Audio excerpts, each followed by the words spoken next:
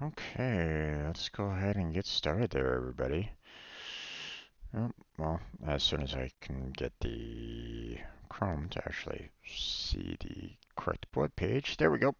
Welcome back to another 2 p.m. PST YouTube stream. I'm your host, Strangebird Jim, and we're going to be getting started on some Unreal Engine tutorial study sessions and the like. We got Blackheart in waiting for my permission to speak at this stage. I'll get to you in just a second there, Blackheart, but let me get into um, what we're planning on doing today. Um, or at least, for my for my audience here, we got the OSC plugin overview that we're going to be starting today.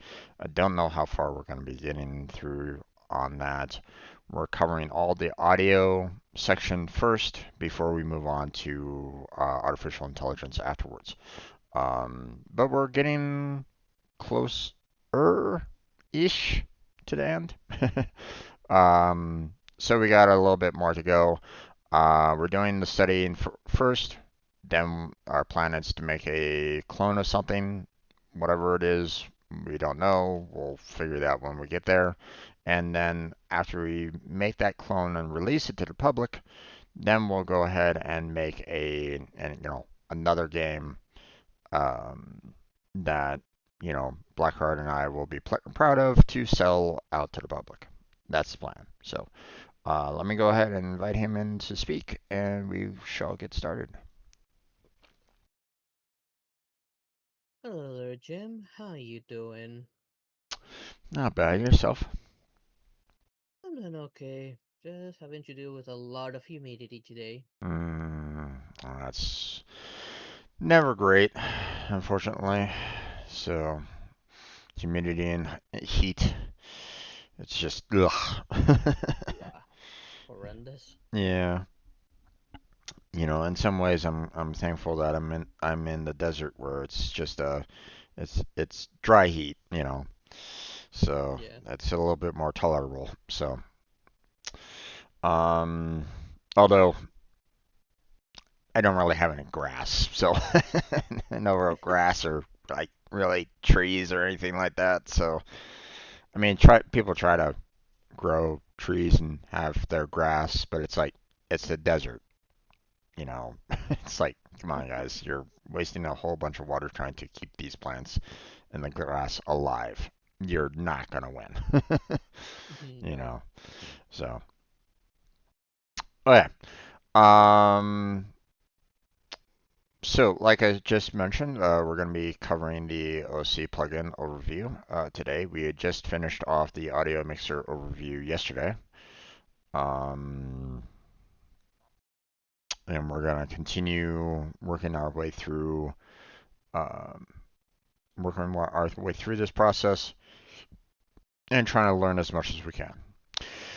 I'm going to say that we're going to be experts when it comes to this afterwards, but hopefully we'll know a little bit more, by the end, at the very least. We'll have at least a few nuggets, you know, at the end of all this that we'll take out of it and, uh, use when we get into the making of the games later. So, at least one would hope. Yeah. So, all right, ready? Yep. Alright, so the OS plugin overview is an overview of how the open source control plugin works within the Unreal Engine. What open source sound control is, no idea, but we'll see what it is. So the Open Sound Control, or OSC, is an open protocol commonly used in many areas of the audio industry. It is primarily used to network generic audio data between clients, although it can also be used for non-audio data. Okay. The OSC plugin provides an intuitive, type-safe blueprint library that a developer can use to quickly iterate networked audio and potentially other domain data in Unreal Engine. When this plugin is enabled, you can send and receive OSC events through a simple API in either C++ or Blueprint. It supports sending and receiving messages and bundles, or combinations of bundles and messages. Okay. Um, so now, open protocol commonly used. Okay. It'd be nice if they kind of gave like examples of that a little bit. Like, hey, this is used by Sony or something like that. And we use it. Sony uses it for their car stereos or whatever. I don't know. Something along those lines to kind of give a gist of like um what they might be talking more about, kind of thing. As well, I don't know. Hmm. I'm not quite sure everything that is kind of enclosed within the open sound control. That's all. Yeah.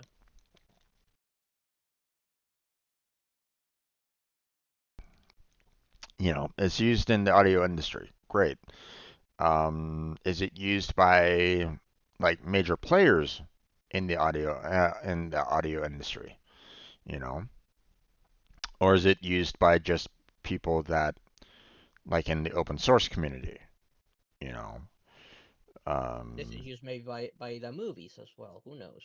yeah. Um, is it used by recording studios? Is it used by movie studios? Is it used by um, game studios? You know, well, I mean, if it's linked in with um, Unreal Engine, you know, if it's linked in with Unreal Engine, obviously, it has some bearings in the gaming industry, right?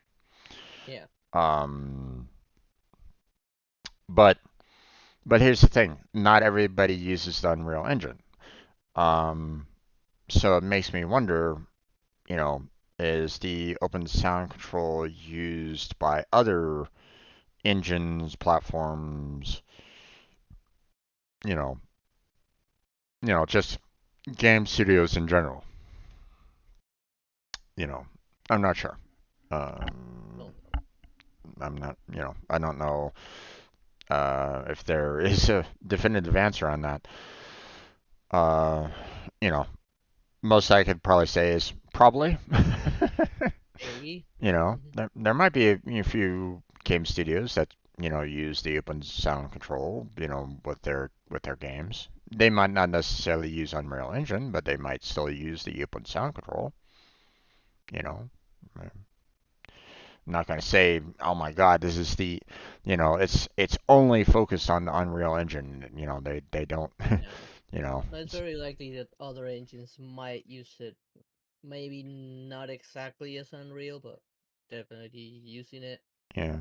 I mean, if it is a common open protocol used, you know, in the audio industry, then, you know, one would figure that, you know, um, that any kind of sound engineer would be like, oh yeah, I know what this is all about, and we need to add this into our game so to make our lives a little bit easier because we want this to be able to connect to, stereos out there that are also, linked in with the open sound control.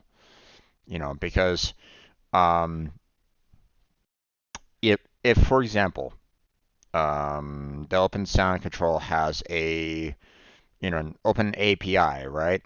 To the point where like a stereo will allow for input signals to be sent to it, audio signals, to be sent to it so that we can get, um, it can receive audio from some source, right? Um, Right. then obviously um, our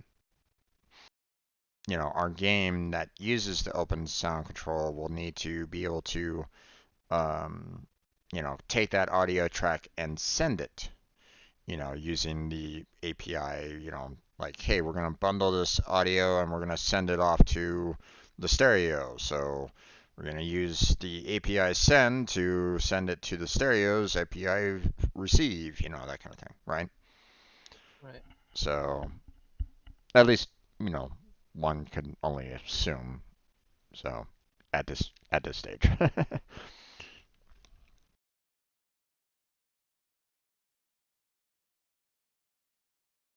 Okay. The OSC plugin must be enabled to use this feature. Go to Edit Plugins, Input Devices, and then check OSC Opens Sound Control option to enable. Should we do that when we do it? I don't really know, but it might be something that we might need to consider. Possibly. But Maybe for again, a larger project, maybe. maybe. Again, I don't know what their full scope is. They say that they are commonly used in many areas of audio industry. Well, that's great, but you know, um, like how, I'm still not quite sure about like where or how kind of thing. So it's I'm not sure along those lines. Mm, So um, like if it only gets used by one manufacturer, for example, then that's not a commonly used. yeah. You get what I'm saying?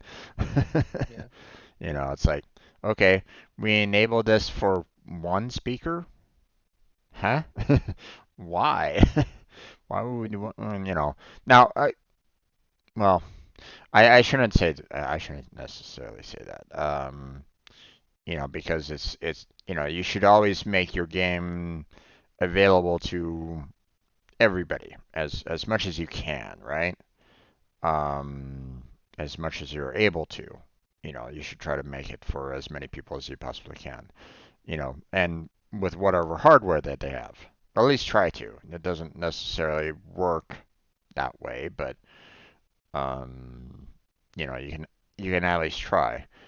Um, but if the OSC is saying, "Hey, we're vast. We cover you know multiple speakers. We cover multiple ranges. Blah blah blah. This. We handle all this kind of jazz, and that's a lie. And it's like hey, we only have like one manufacturer that uses our API. Then it's like you know. If we put in like a lot of time and effort to conform our audio just to the OSC, and it only benefits one manufacturer out of like hundreds, then it's like, What's the point? yeah, I mean, it's like, you know, one would figure like, hey, let's focus our attention on like making sure that the other avenues are covered first before we go to the OSC, for example, right? So, Right. again, I don't know. I don't know what it all covers, who all uses it, that kind of thing. So I don't know. But obviously we'll figure that out later. The OSC server, and they gave us some keyword, I guess there, acts as a listening endpoint for messages sent to the local instance of Unreal Engine. It supports multicast loopback and parsing on both OSC messages and bundles. It also lets the server specifically state which API addresses it will listen to. Whitelisting. Okay. Um.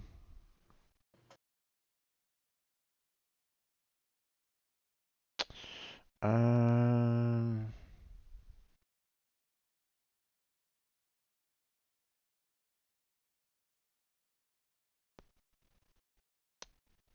Okay, so the server acts as a listening endpoint for messages sent to the local instance of Unreal Engine. It's not like a receiver, so it supports multicast loopback and parsing on both OSC messages and bundles. It also lets the receiver specifically state which API addresses it will listen to. So if you don't have the IP addresses set, or your Unreal Engine isn't finding the IP addresses of the speakers, then it won't have a connection with the OSC server, and therefore not able to do any kind of transferring of the messages, bundles, music, whatever. So that might be a little interesting.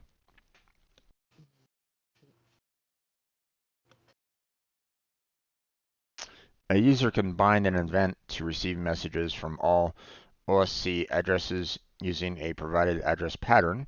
See binding an event to address patterns below. Listen for all messages. See binding an event to all messages below. Or listen to all bundles, similar to binding an event to all messages below, but requiring unpacking a received bundle.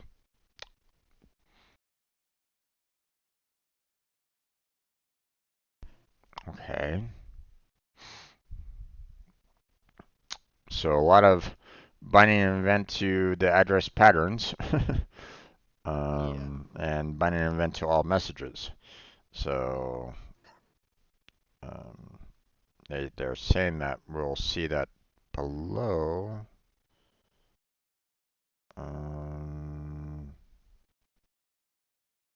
Which they're only showing images of it. Okay, well, that doesn't really explain much.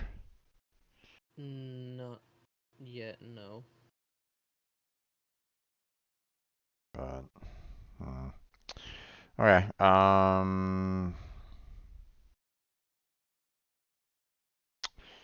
the OSC client provides a way of sending OSC messages and bundles.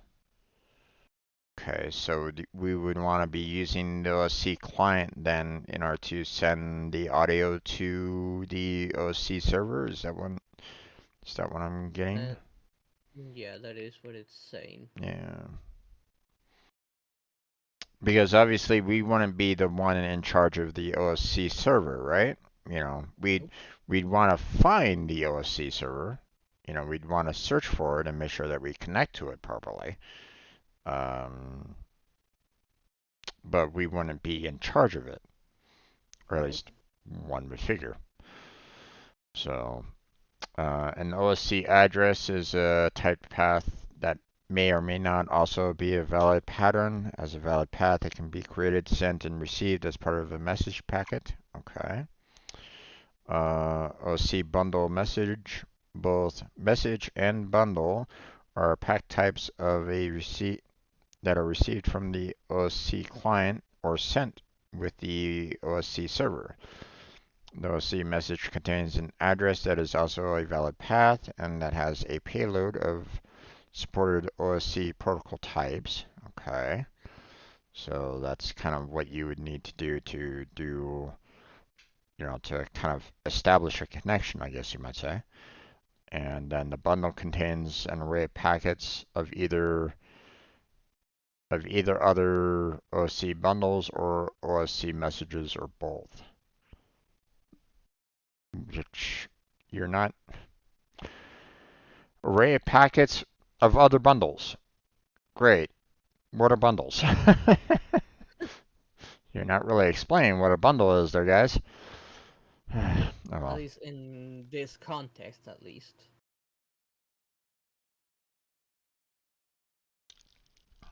I mean, they give this entire paragraph is about OSC bundles and messages, but they don't really explain what a bundle is really. What is a bundle? An array of packets. Great. What else does it contain? What's in this array of packets? You're saying that it's other OSC bundles. Well, that doesn't explain much. You're saying that's an array of packets, an array of packets, an array of packets, and it's like, okay, you're now creating a infinite, you know, you're creating an infinite array of packets at this point, you know, potentially, and that tells me nothing. Yeah. So, oh well. Asset classes. The OSC plugin does not require an asset class or any asset classes. All its required types are transient and expected to be created, managed, and destroyed with Blueprint. Okay. Now we're getting into a lot more like keywords and like they're showing images of the blueprints, which I don't really know what we can really do with that right at this moment in time. I don't really see Until that we as start like doing it ourselves, don't know what we will be able to do here. yeah. And other topics of like OSC Server Connect, for example. So obviously, console variables, you know, um, Blueprint API, all these kind of things are pretty much um, functions and the like that we'll probably need to use if we want to enable the OSC plugin. But again, wouldn't really know if this is really a great, um, you know, help for us in terms of audio overall. For small projects, I don't think so. I think it'll be more for a when we catch you doing a larger project. And I don't see like on a small scale.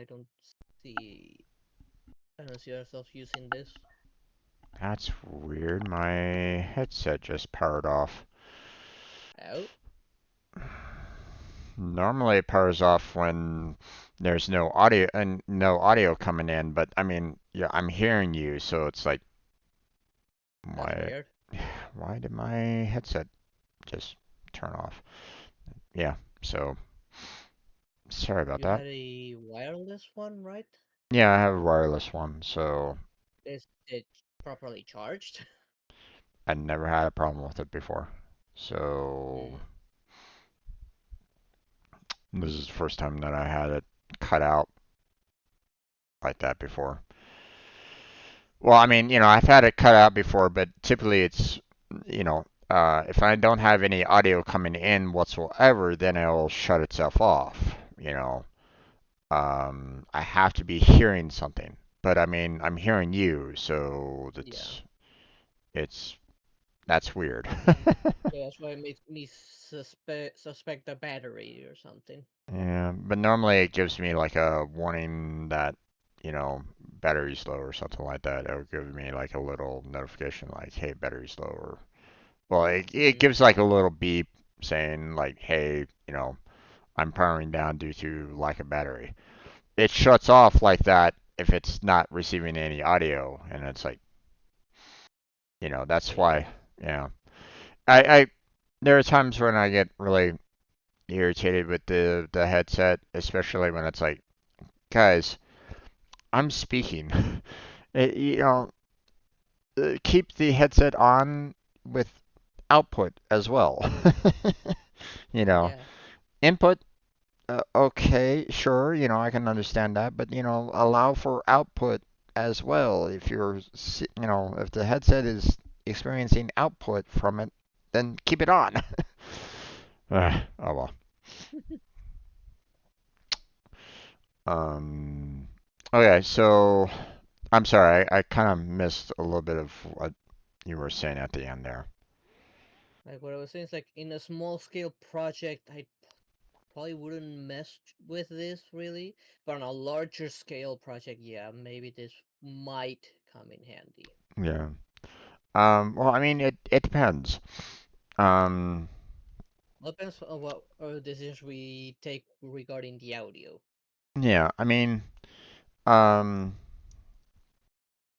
well, I mean, when you consider audio, you need to make sure that, we try to cover as many, um, we want to make sure that we cover as many, like, speakers, headsets, blah blah blah, as we can, right? So that, Yeah, you know, I we would in this case probably off stream look at a video of someone maybe explaining and showing maybe the difference of using it and not using it.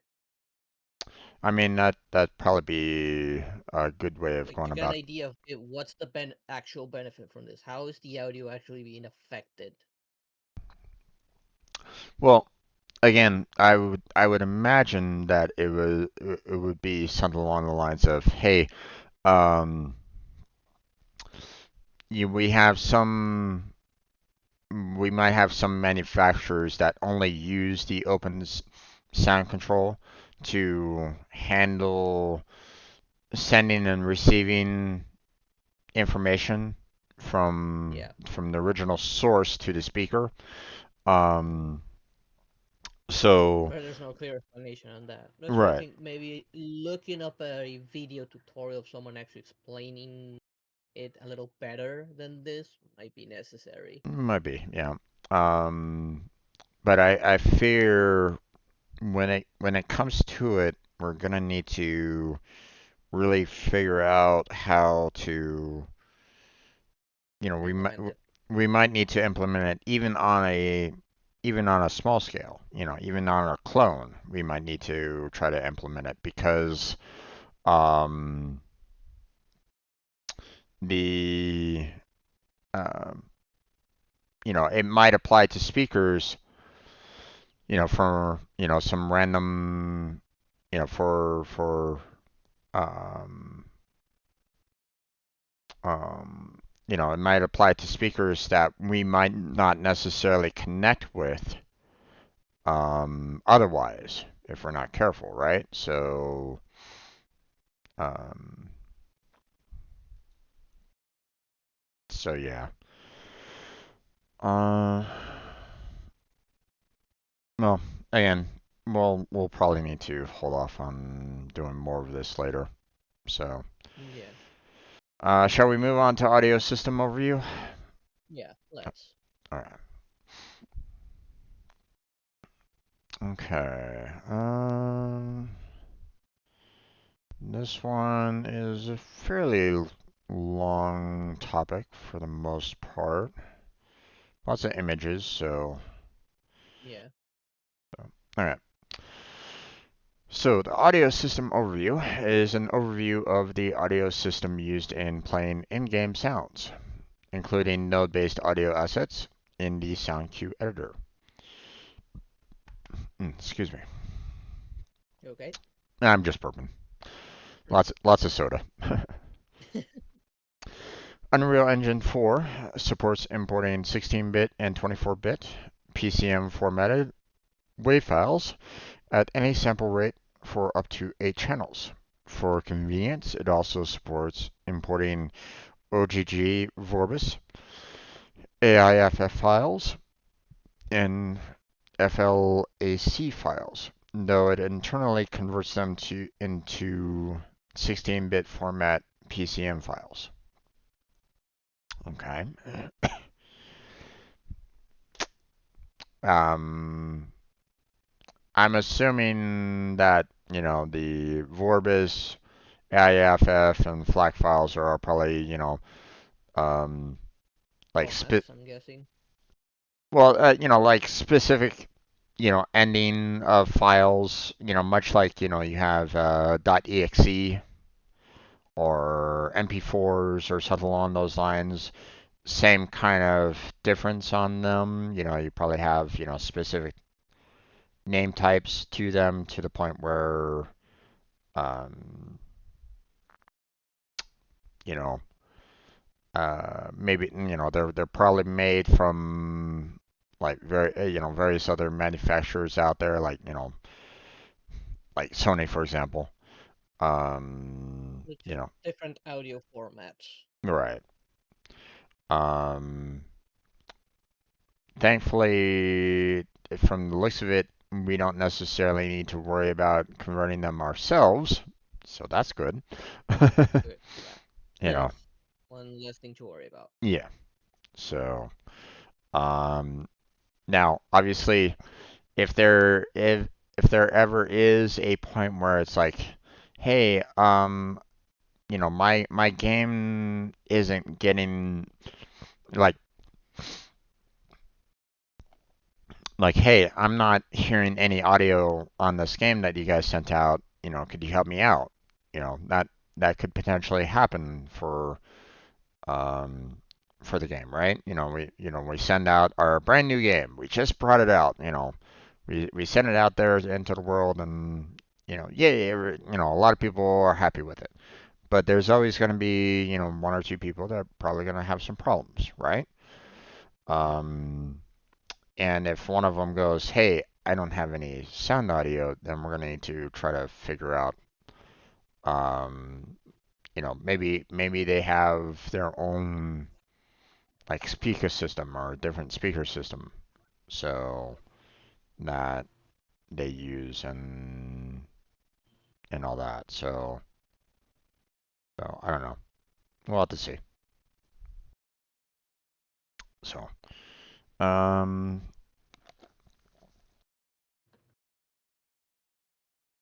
with Unreal Engine 4, you can also build composite sounds from the form of sound cues in the sound cue editor, which you can use to combine sounds and apply modifiers called sound nodes that alter the final output.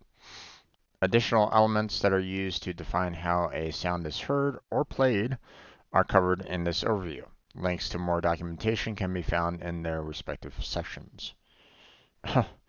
Links to more documentation. Okay. That's not great. Nope. Uh, oh well. So, uh, from the previous paragraph, though, you can build composite sounds in the form of sound cues. Okay, so I mean that's kind of a good description of what sound cues are now. Composite sounds, and the sound cue editor, which I'm assuming takes all those sound cues and make sure that they run properly. We can use to combine sounds and apply modifiers called sound nodes that alter the final output. Okay, so we'll have to consider that at some point, or we'll have to remember that. We'll catch it once we get to the sound cue section. Yeah. Importing sound files. Unreal Engine 4 currently supports importing 16-bit and 24-bit PCM formatted WAV files at any sample rate for up to 8 channels. I mean, you already stated that up at the very top there, guys. Importing, well, actually, note, and the audio files that are imported are automatically encoded to compression formats based on the format, platform, and features used by the sound. Okay.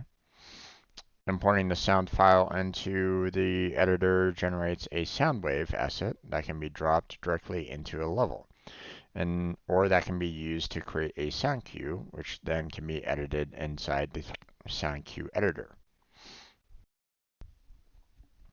Okay. So distinctly, obviously, as we can tell here, you can either make either or, a sound wave or a sound cue. Doesn't seem like you can make both. But again, I don't really know. I'm just kind of stating an observation right at this moment in time, personally. So, uh, are you okay so far yourself? Yeah. Okay. You can import a sound file by using the Content Browser Import button or by selecting a file in File Explorer and dragging it into the content browser. Okay, that's easy enough to do. To add a sound asset, click the Add New button from the content browser and select Sounds, and then from the menu, select the asset that you want to add.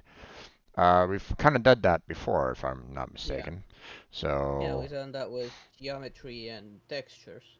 yeah, It's so pretty much the same principle. yeah, so we're good on that.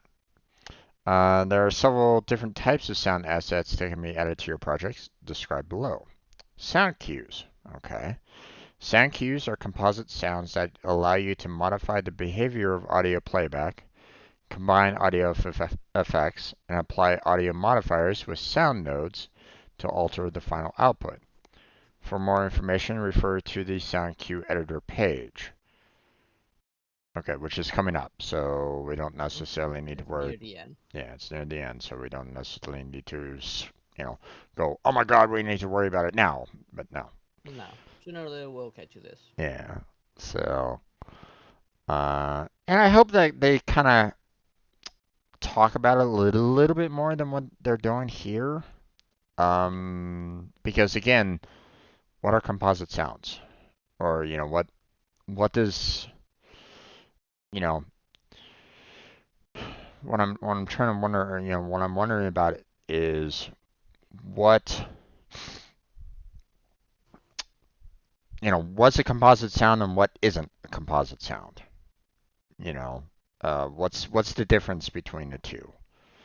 Um, you know, what's the determining factor? And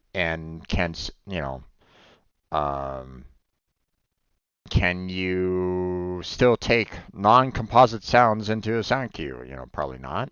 Um, as it, specifically says, are composite sounds. So, um, and who knows? I might be, making up nonsensical words by saying it's, what are non-composite sounds? That might not even be a thing. I don't know. I'm just my It's not brain. exactly common knowledge, Yeah, usually. yeah. I'm just thinking out loud here. So, you know, if there isn't anything that falls in that, then obviously okay. And I'm making a fool of myself, but I mean, I don't really know Don't any better, worry, I so don't really know what makes a sound composite either. yeah. So, sound attenuation. Sound attenuation assets allow the definition of attenuation properties in a reusable manner. In a place you can specify one-time use attenuation properties, you can instead specify the sound attenuation asset. This allows adjustment to attenuation properties without having to revisit every sound individually. For more information on attenuation, see its sound attenuation page, which is coming up, so we don't necessarily need to worry about that. Yep. Um, so if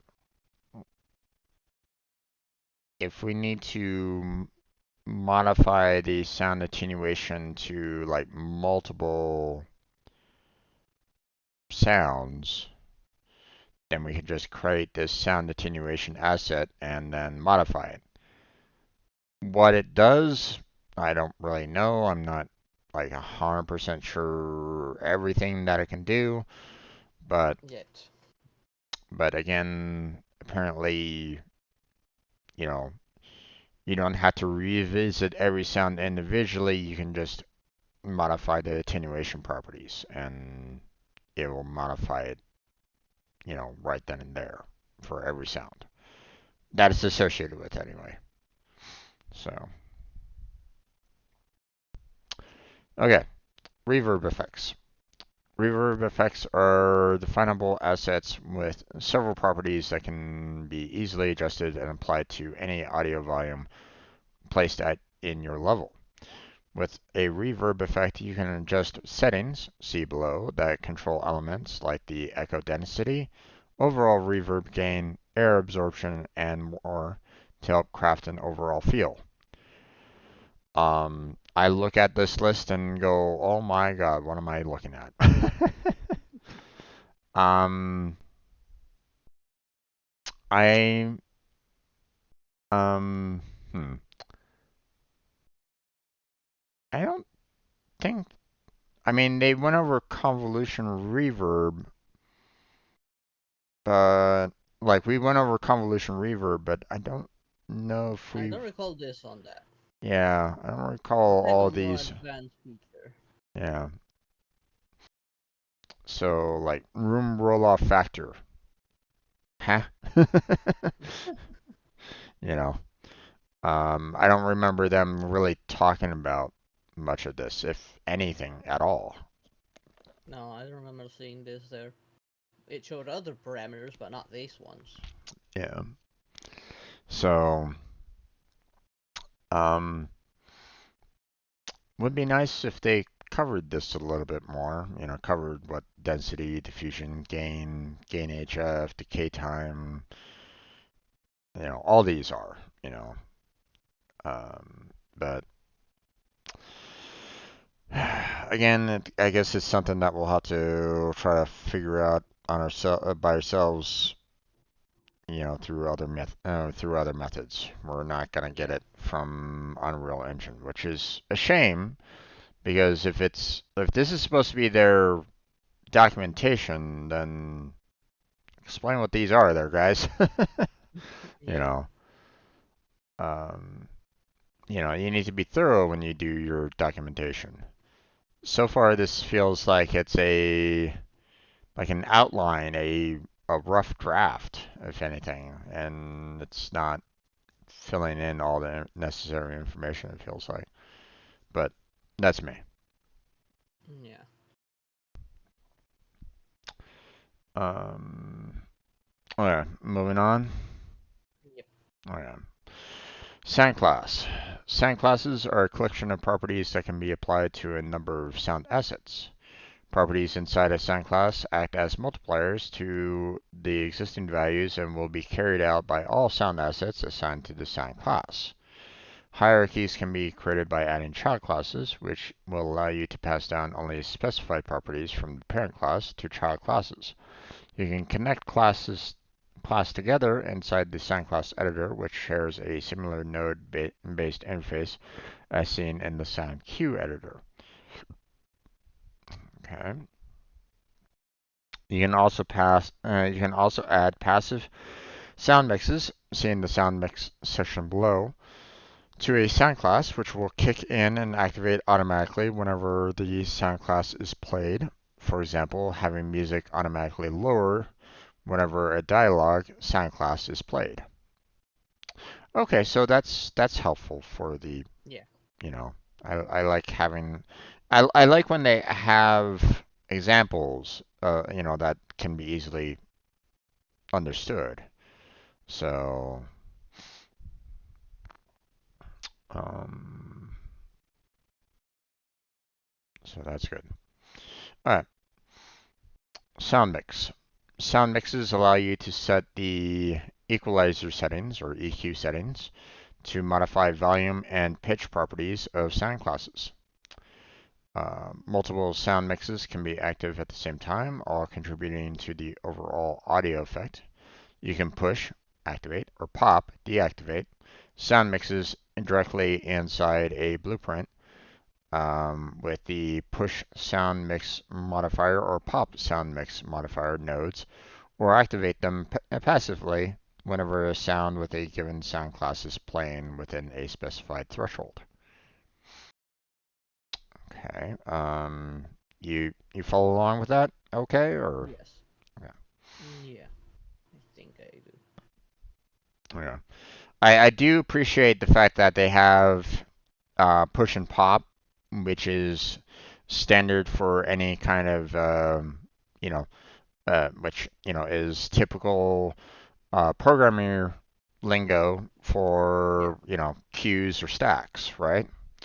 So, Yeah. you know, when you push, in programming, it typically refers to you pushing something, something onto into a queue or into a stack. And then when you want to remove said item from the queue or stack, you need to pop it off. Yeah. So I kind of like that. So, in a sense, when you add Using a it, bit of programmer language there. yeah, when you want to activate a sound, you want to push it in, aka you want to put it into the stack or queue, and then when you want to get rid of it, you just pop it or remove it from the stack or queue. So I like that. I like that. If it was the other way around, then we'd have issues. We get a little confused about that. Yeah. So I'm thankful that they use the proper terminology, um, that align with programming as well. So I appreciate that.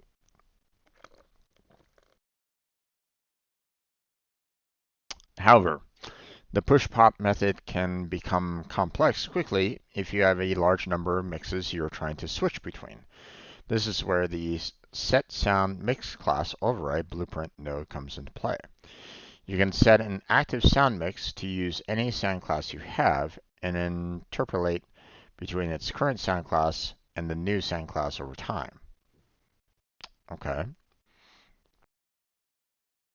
interesting.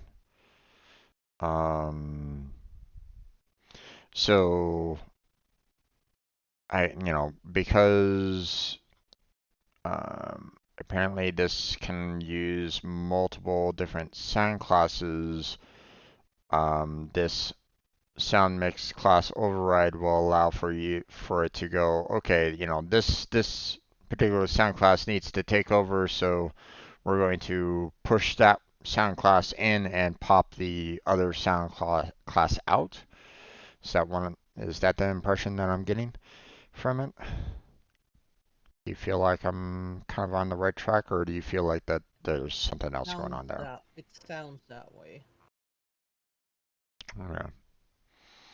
Um, and according to this, it can apply to children as well. So if you have sound class children, you know, you can apparently handle the push and popping of them as well. So that's helpful. So then you can set the sound mix back to its original setting by using the clear sound mix class override. Within sound mix asset itself, which can be opened by double-clicking the asset in the content browser, several properties exist. You can specify equalizer settings for the mix to adjust the high, middle, and low frequencies and gains. As the equalizer settings from multiple sound mixes cannot be combined, the equalizer priority allows you to control which active mix properties are applied at any given time. Hmm. Um.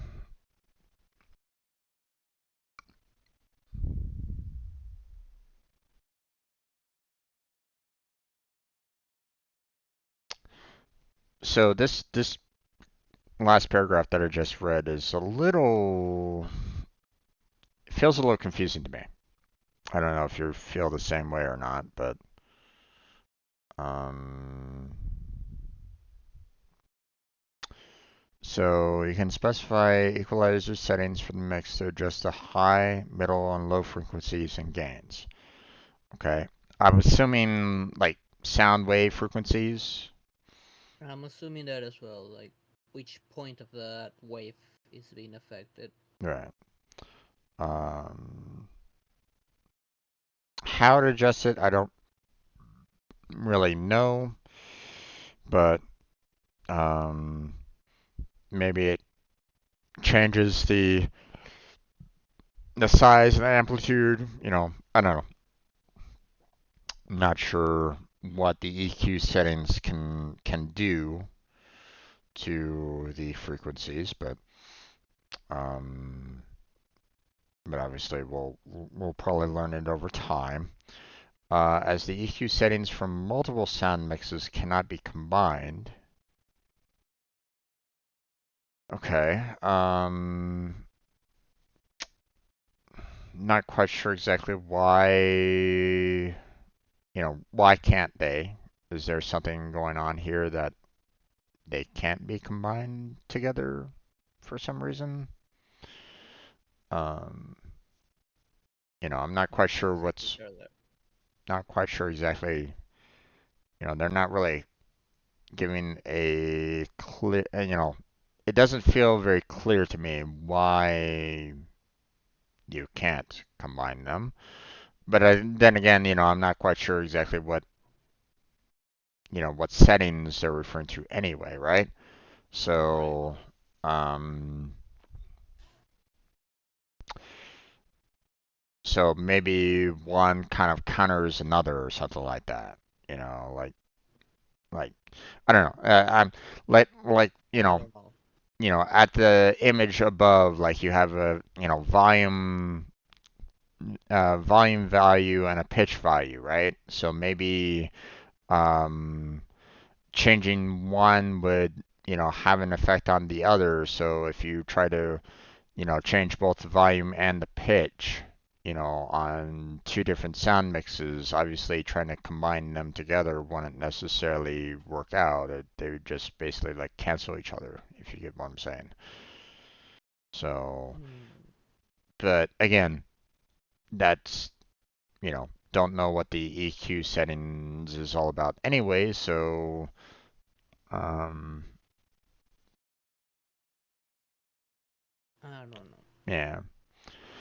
But I mean, it does say, the equalizer priority allows you to control which active mix properties are applied at any given time. So in other words, this, if you can't combine them, like they're all their own separate, like maybe like for example, um, you have a high frequency and a middle frequency, right? But you can't combine them. Maybe. I'm just Maybe. saying this out loud, just to kind of put it out there. Um, then maybe the EQ priority basically says, okay, we need to handle the high frequency first, and then we'll handle the low and the middle frequency next afterwards, or something like that. Or maybe it goes like, hey, I'm gonna do a little bit of the high, then the middle, then back to high, then back to middle. Maybe it does it something along those lines. I don't know. I'm just Speculating right now, so you yeah, can do. yeah, throwing that out there just to see if maybe I'm close to being on the right track, but I don't know. If somebody knows the answer to that, leave it down in the comments below. Exactly. Inside the sound classes section, you set which sound classes are to be affected by the mix. For each sound class, you can set the volume and pitch adjusters, set if the mix settings are to be applied to child classes, or modify the voice center channel volume. Okay, so that sounds pretty much straightforward for the most part. Although I wouldn't really know what the voice center channel volume is all about, but you know, I don't know. it sounds very specific. Why? I don't really know, but you know, something for us to kind of consider later. Yeah. Um, the sound mix section allows you to specify how the sound mix properties are applied and or removed. Delay indicates how long before the mix properties should begin being applied. Fade in time and fade out time specify how quickly to transition from no effect to the specified properties. Duration allows a pushed audio mix to automatically pop itself after the specified duration. Value -1 indicates it never automatically pop, and passively applied sound mixes will not automatically pop. Okay. So Um,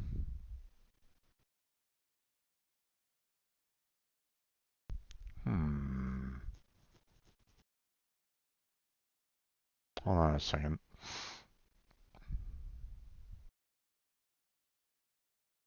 You okay? Well, yeah, I see the fact that they have the highlighted keywords here: delay, fade in time, fade out time, duration, and you know, that looks awfully familiar to me. Like if you look at Yeah. the image right above, you see fade in time. It doesn't show fade out time though. And it also doesn't show delay. But I was like on, that looks, I think some of it was on the details of the sound class, I believe. I can't remember right now off the top of my head. Because yeah, what it's showing there is like this class is modifying sound that's coming into these nodes.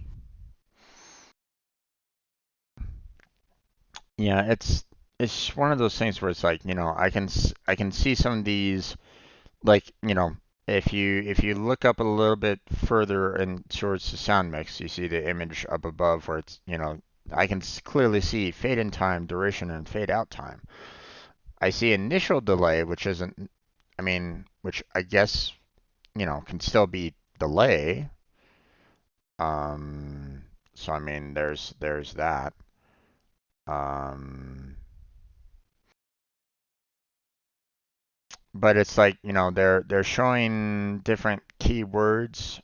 Like the volume pitch is in the mixed class override, for example, but you don't really see it in the like the sound mix properties.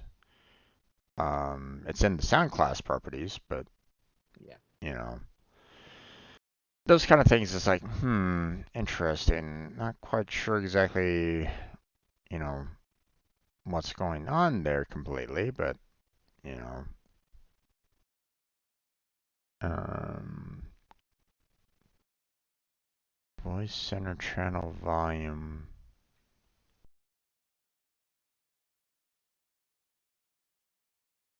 Hmm. Yeah, the sound class has voice center channel volume, and the sound mix has an adjuster for that. So interesting. So yeah, that's all. I was just kind of noticing those kind of details. So Mm-hmm. okay, so oh, we're already at 3 o'clock, my friend. Yep. There's only one last thing left on it. But it's a long one. Do you want me to Yeah. push through on it, or do you want to save it for tomorrow? Let's save it for tomorrow. Okay, And so I can get some food and prepare for some Genshin later today. sounds good. Sounds good. All right then. Yep. So we're gonna go ahead and save dialogue voice and dialogue wave for tomorrow, and then we'll go on to Quartz overview. Which, what is Quartz? I have no idea. I don't Um, know. In the case of audio, I don't know. it's a rock. Wait, hold on. Um, and I just clicked on the Quartz overview page, and oh my gosh, it is a lengthy topic. So Look at it. that's gonna take a while. Ooh. Yeah. So And it looks quite advanced. I don't know how much we'll actually go through it. well, in some ways, yes. In other ways, it might actually be kind of explaining some things that might help us out a little bit.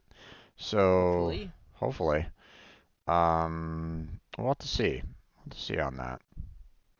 So maybe they'll explain it, well enough that we'll understand everything there completely. I doubt it. Yeah, me too. But you never know. You never know. Okay, so that's going to be it for our Unreal study session for today.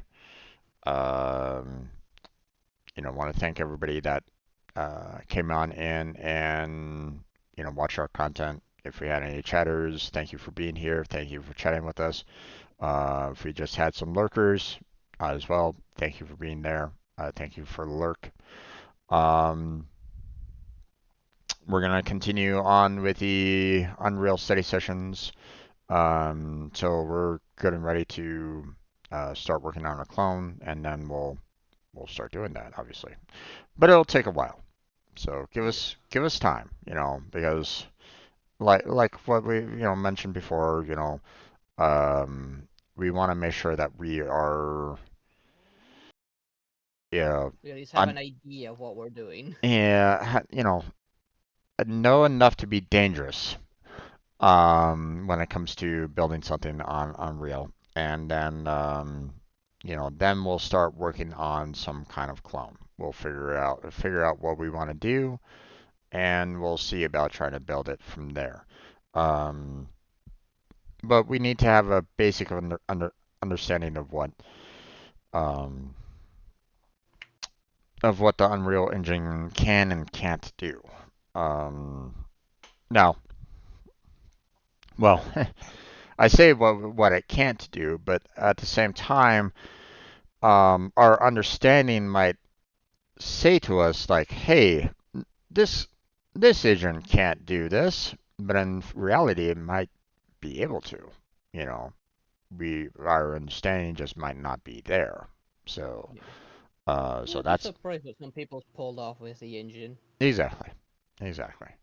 So, um, but obviously, that'll take time and stuff like that, but we'll get there.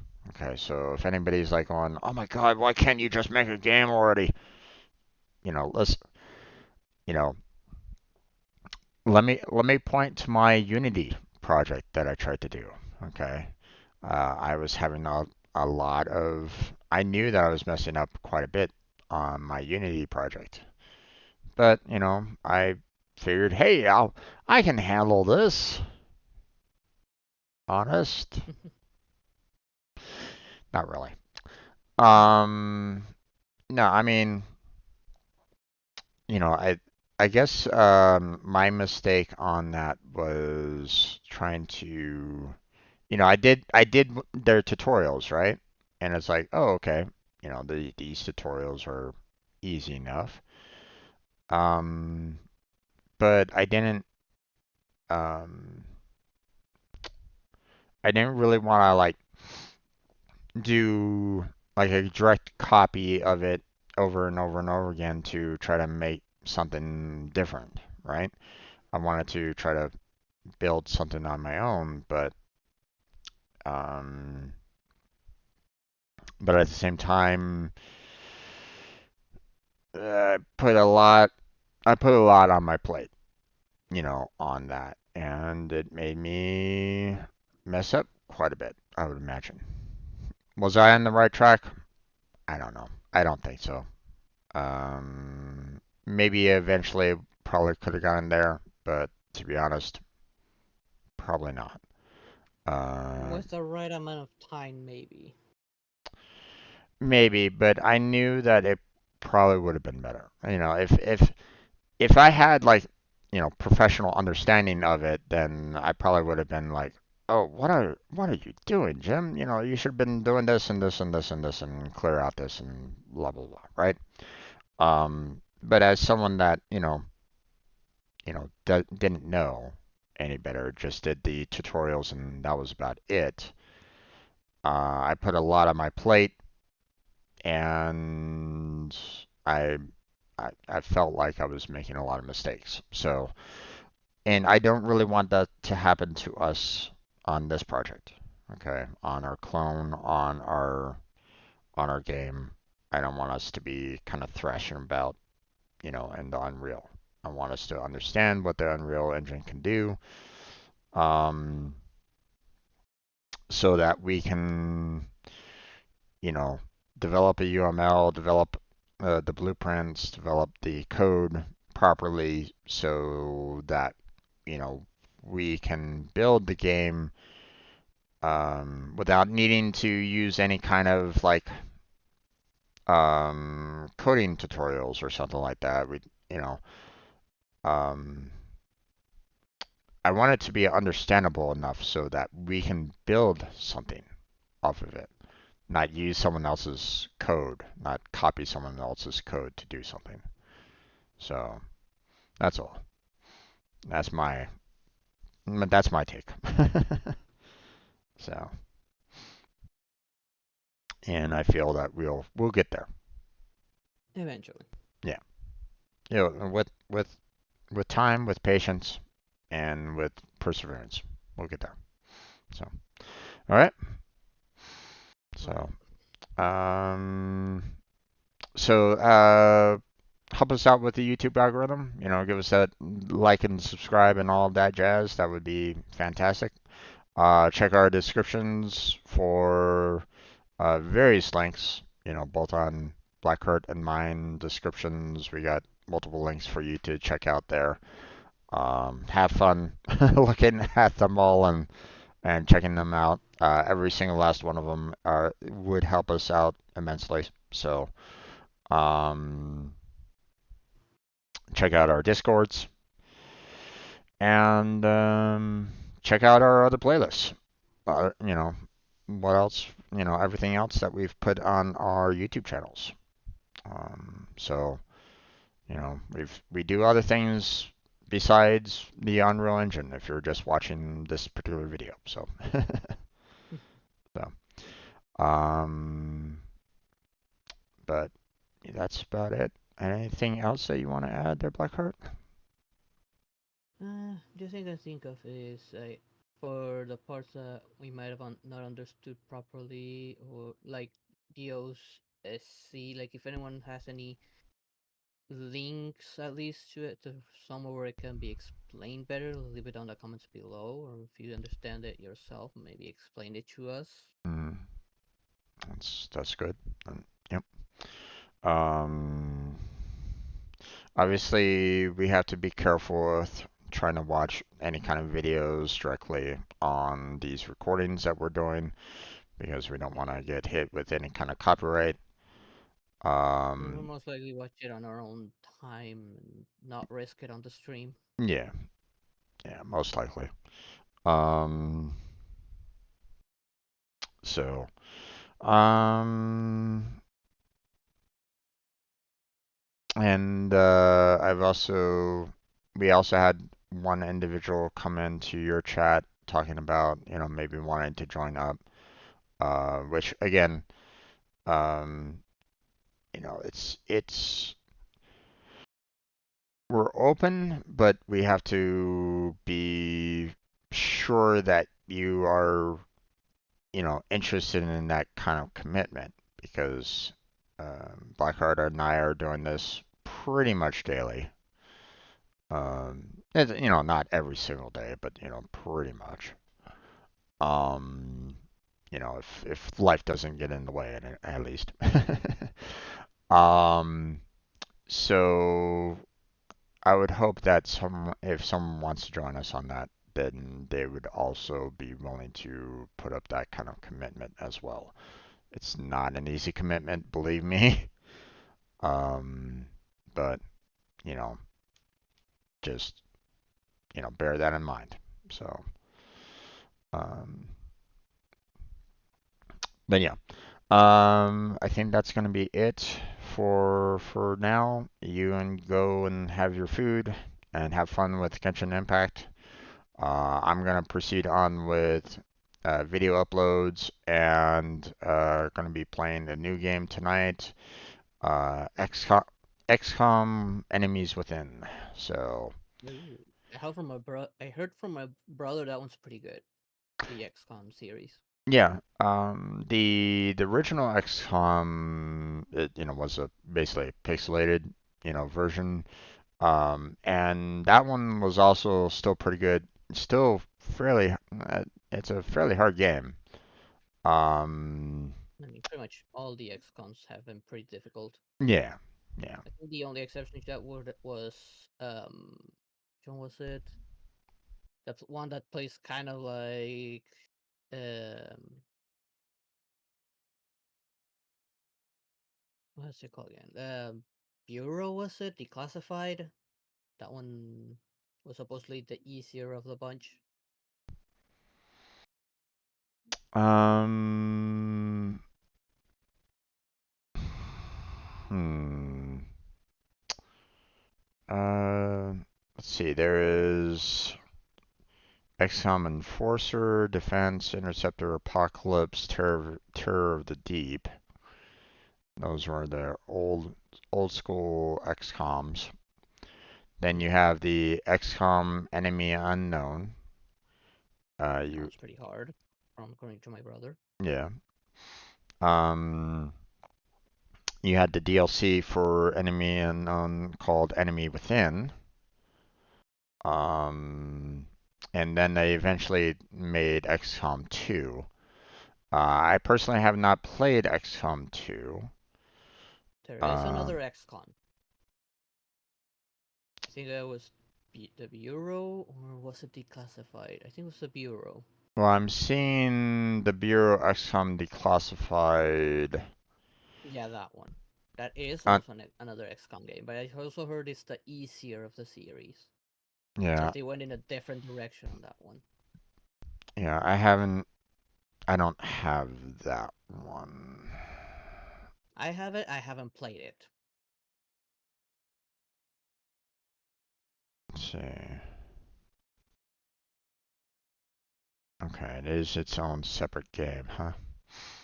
Hmm. Interesting. It's not as tactical. What was this other game called?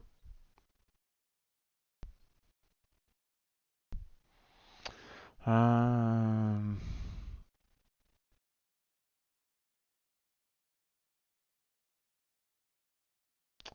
recent There's V. much another game that's also a trilogy. I can't remember right now the name of it. You played it already. I saw you have videos of it. Can't remember right now. It's another sci-fi game. Oh, you mean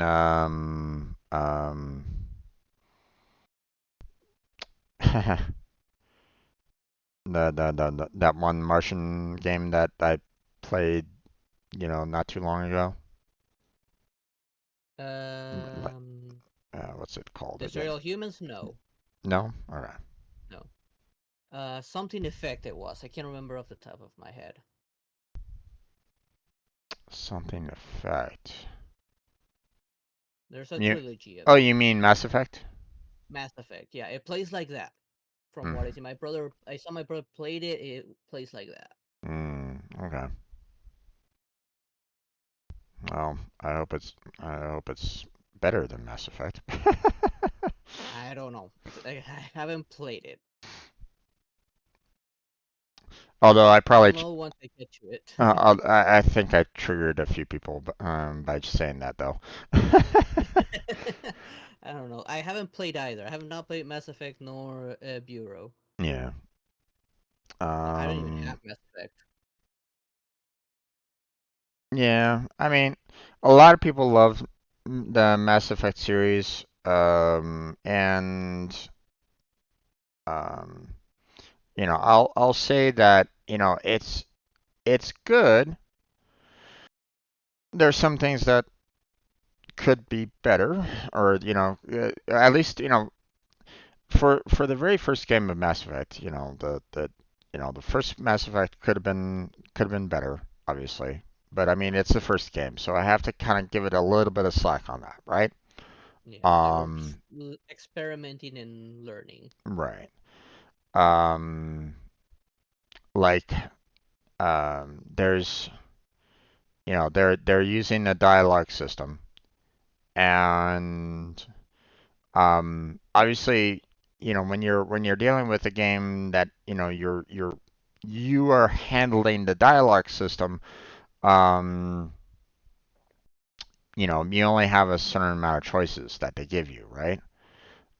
Right. Um, and there's two different like um moralities that they give you, you Yeah. know. Um, the positive, you know, um, you know, good morality version, I didn't really have a problem with it. It kind of aligned itself pretty nicely with it. But I played it again with the evil alignment, and I felt that they could have done a better job with that one. So when it comes to Mass Effect, I really felt that they kind of dropped the ball when it came Mm. to the evil alignment on Mass Effect. They could have done a better job with it. Um, it okay. So one of the problems that I have is that you know like I said, they did a really good job on the good side, but on the bad side, it felt to me like they were just basically saying that you are a mindless grunt that will shoot and kill anything that moves, kind of thing, and has no idea of what it wants, kind of thing. Um, like, hey, I'm just gonna randomly go out and kill things, and I don't really give a damn. It's like, you know, I'd It prefer lacks personality. I'd prefer more of an intelligent, you know, evil character, you know, um, like, hey, if I want to do some evil stuff out there, then maybe I should like maybe get some henchmen or something like that, get people on my side a little bit more, um, have them do things for me, have a little bit more manipulation going on, kind of thing. Much along the lines of like a, Palpatine kind of evil, right? Yeah. But when it comes right down to it, they basically put it more towards like, hey, you're more of a Darth Maul that will just go in and attack and not really do anything else. You get what I'm saying? Yeah. So that's all. That's my kind of complaint about Mass Effect. But The Bureau's that the Bureau would be kind of interesting if it kind of falls along those kind of lines, especially if you have an XCOM style to it. That's for sure. But, Yeah. yeah. All right. You All right. get out of here. Go get something to eat. I'll get food again, and I'll be seeing you tomorrow. Will do. All right. Have a good night. Bye. Bye. And for those of you that are still with me on this, again, thank you for joining us on this session. Hopefully, if you're studying along with us, you know, hopefully hopefully you understood what was kind of being said as well. If you have your own kind of questions, feel free to add them into the comment section. If you have a better understanding about the audio than what Blackheart and I have, then feel free to add those in as well. Please be constructive. Please be helpful along those lines.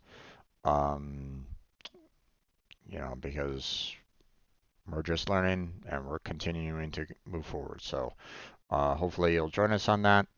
But that's it.